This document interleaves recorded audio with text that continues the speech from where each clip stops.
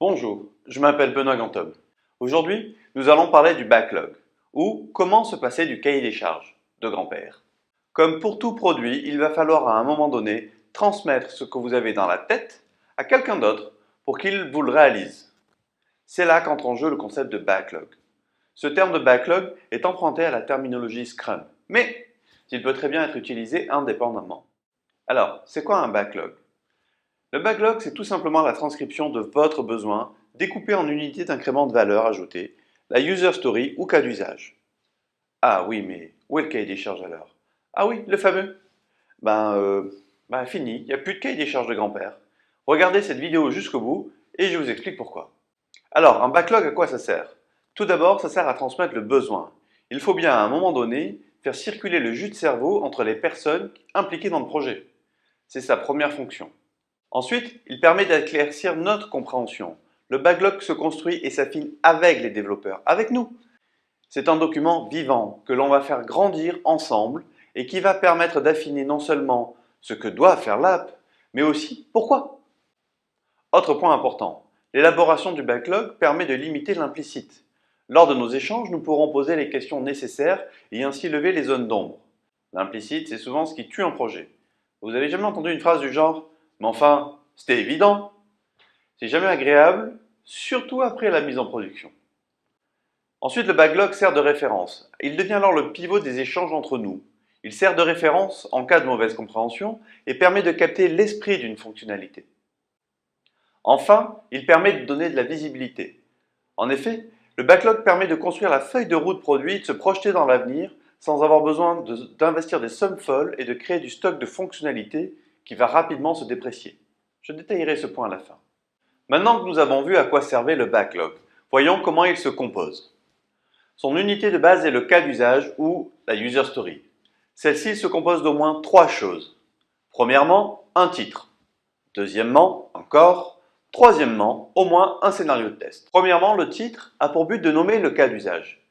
Il doit être sans ambiguïté au sein de l'équipe sur ce que contient la story. Il devient un élément de langage qui permet de se synchroniser. Deuxièmement, le corps suit un formalisme précis. Il est décomposé en trois parties. Qui fait l'action, quelle action et pourquoi l'utilisateur fait cette action. Comme son nom l'indique, le cas d'usage est centré sur l'usage. Il est écrit du point de vue de l'utilisateur et ne contient que des termes métiers ciblés par l'app. Pour structurer le corps d'un cas d'usage, on utilise le canevas suivant. En tant que tel utilisateur, je veux faire telle action afin d'atteindre tel objectif. Par exemple, nous avons créé l'app de certification d'une école de plongée. Un des cas d'usage était de permettre aux instructeurs de certifier un élève. Voici un exemple du corps de la story. Certification d'un élève. En tant qu'instructeur, je veux certifier un élève afin qu'il reçoive sa carte de plongeur. Troisièmement, les scénarios de test décrivent le fonctionnement attendu dans le détail, étape par étape. Il doit pouvoir être déroulé par un utilisateur tiers à qui on confie une version de l'app. Il sert également de recette, c'est-à-dire que si les scénarios sont déroulés correctement, alors le travail peut être considéré comme terminé. Il faut au moins un scénario, le cas nominal, c'est-à-dire le cas où tout se passe bien. Si le cas nominal a des variations, c'est intéressant de les détailler, mais surtout, il est intéressant de préciser les cas d'erreur. Ce sont souvent les plus intéressants. Revenons au cas d'usage de l'école de plongée. Le cas nominal aurait pu être un instructeur qui va sur la fiche d'un élève peut certifier en saisissant la date, la formation et le dossier affecté. Lorsque c'est fait, l'administration de l'école est prévenue et envoie à l'élève sa certification. Ainsi, vous êtes maintenant en mesure de démarrer l'écriture de votre backlog. Oui, mais vous devez vous demander, où est le cahier des charges? Ah oui, je vous avais promis. Je vous l'avais dit, fini le cahier des charges de grand-père. En général, ça se passe comme ça. Vous avez une idée, alors vous écrivez ce que vous avez en tête. Le problème du cahier des charges classique est qu'il sous-entend de tout prévoir et de tout décrire en amont du développement. Sauf que tout change tout le temps.